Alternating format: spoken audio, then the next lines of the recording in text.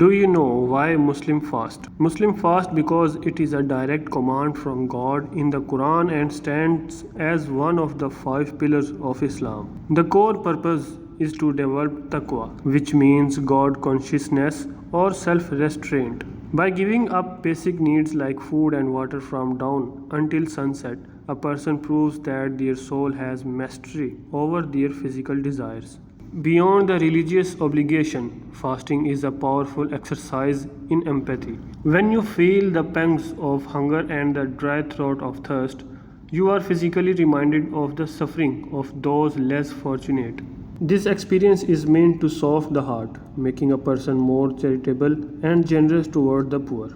It also serves as a form of spiritual and mental discipline. If you can control your most basic survival instincts for 15 or 16 hours, you build the willpower to avoid other negative behaviors like lying, gossiping, or losing your temper. It's a reset for the character, teaching patience and self control. Furthermore, fasting creates a deep sense of gratitude. In our daily lives, we often take a simple glass of water or a piece of bread for granted.